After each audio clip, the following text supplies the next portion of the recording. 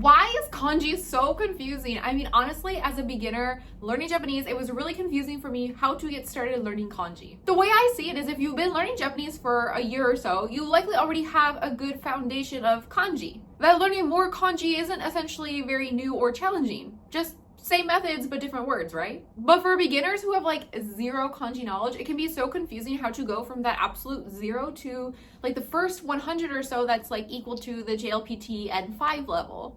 As someone who personally struggled a lot with trying to figure this out, I thought that I would share with you guys today what I have been doing to learn kanji at the N5 to N4 level.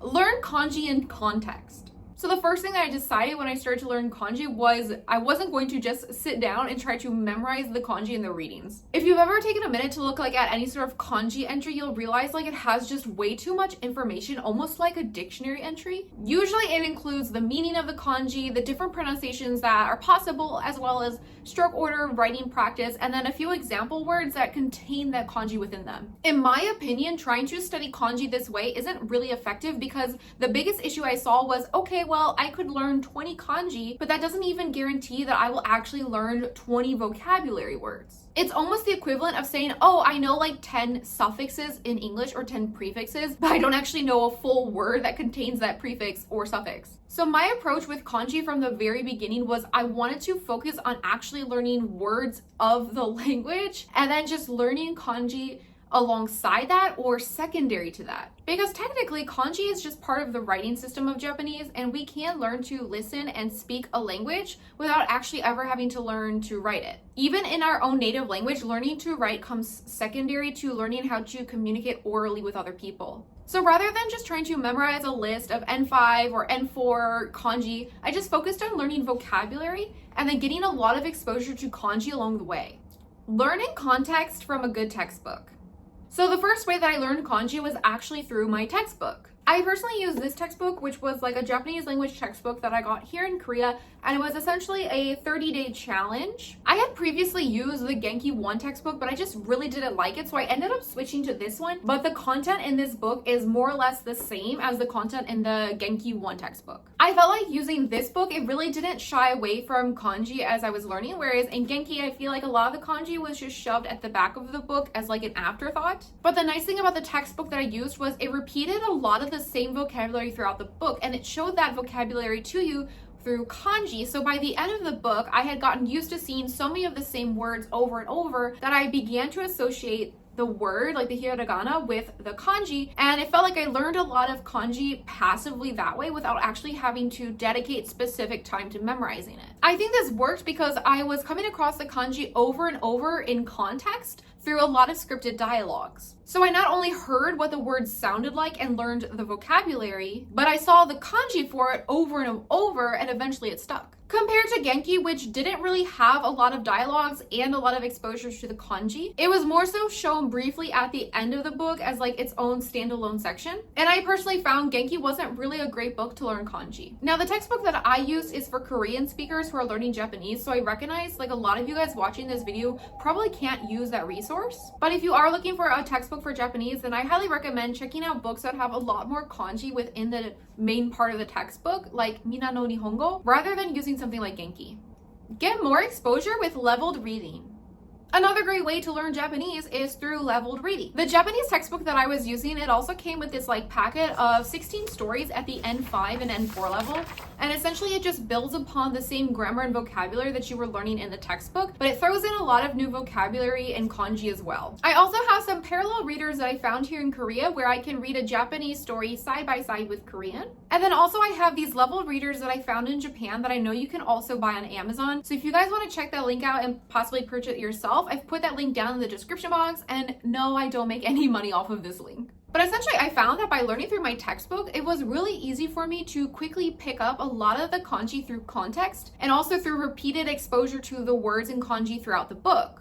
So when I finished my textbook, I really wanted to continue studying in the same way so that I could continue to pick up kanji through context. And now I just think that learning in context is probably one of the best things you can do as a language learner, and it's one of the best ways I personally think that you can learn kanji. And the nice thing about leveled readers is you can get started no matter how low your level is. The nice thing about leveled readers is that you can get a good sense of how Japanese is used naturally at a level that you can actually understand. And I also like to think that whatever kanji you come across in a leveled reader is purposely chosen as kanji that someone at your level should be learning. And usually leveled readers always come with like an MP3 file, so you can always listen to the story and hear how things are pronounced and also use it as shadowing practice. I personally really like this series that I bought in Japan because I know that they have so many, and you can also buy these on Amazon, so I know that I will also be ordering more of these in the future. I think that after seeing just how much kanji I naturally acquire from my textbook, I realized that reading and listening along to leveled readers is going to be what helps me the most.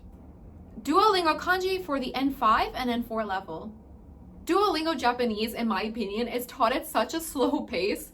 Like, honestly, I would study from my textbook for like a few days, and then I would get on Duolingo and find that it was just really easy and I really wanted to skip ahead. So I'm not necessarily saying that Duolingo is an amazing place to learn Japanese, but I do think that it's really, really beneficial to learn kanji, particularly at the N5 and N4 level. What I found on Duolingo was the grammar and sentence patterns that it teaches to you are pretty easy, but it does teach a lot of vocabulary, and it also introduces a lot of the N5 and N4 kanji over time. Once the app introduces a new kanji to you, going forward, it will switch from hiragana to kanji. So then you're forced to remember that kanji because you have to continue to use it to do the further practice down the line. Due to the constant repetition of the game, you essentially practice a lot of vocabulary words in context constantly. And because of that, I found that Duolingo was a really great place for me to build my vocabulary and really solidify my kanji. So you may learn some new words in Duolingo in hiragana, and then later you will get introduced to the kanji for those words.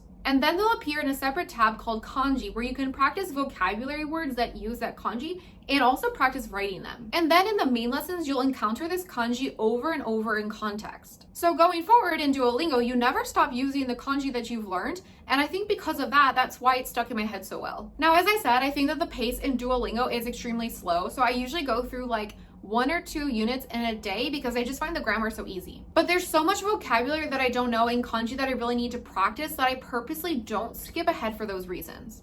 Use a kanji practice book. So another way that I tried to improve my kanji was by using specific books targeting kanji practice. Now, as I said earlier, I really try to avoid a book that is essentially just a list of kanji to memorize because, again, I just don't think that's very effective. But when it comes to a kanji practice book, I actually picked up this book when I was in Tokyo earlier this year. This is the Basic Kanji Book, Volume 1. There's 2 volumes in total, which total to 500 kanji. So in this book alone, there's 250. And I know that this book you can actually buy on Amazon. So I'm going to link to this book if you guys are interested down in the description box. But again, guys, like, I'm not paid for this. This is just so that you guys can easily find this if you want it. But basically, one of the reasons why I really liked this book was it introduces the kanji in very meaningful ways. Like showing the meaning behind the kanji, like how that kanji ended up looking the way it is. For example, like the kanji for rest is essentially like the kanji for tree and person. So kind of like a person sitting under a tree taking a rest. But basically, I think that kanji practice books are better for review and practice, not as like the main place that you learn the kanji in the first place. Like I have found that any of the kanji that I came across in my textbook or like in a leveled reader or in Duolingo, when I then go into this kanji practice book and practice that kanji, I feel like it really sticks versus if I try to go into the practice book and learn a whole new kanji that I don't really know directly from the practice book, I feel like it doesn't really stick at all. And something that I really like to do is I will actually go through the book and I will just look at all of the kanji and I will just like circle any kanji that I feel like I've recently mastered. Like, I'm confident, I know this, I won't forget it. And I use that as a way to keep tabs on like how much kanji I'm learning and like how much more I'm improving. And I think the last time I checked, I think I was like at about 90 or something total. And I feel like a kanji practice book like this is nice to purposely pick out kanji kanji that you've recently learned but you're not yet confident in, so you can then go into this book and then go and do some more practice with it in this book to help solidify that kanji further. So I purposely only practice the kanji that I have previously been exposed to in other learning resources, and then anything that like I'm just seeing for the first time, I will just skip it and then come back to it later when I've been exposed to it at some point in time. And I personally just like to have a way to see how on track I am for the N5 or N4 exam. So I also like to refer to a kanji list just so I know how many I know for those specific exams as a way to measure my progress.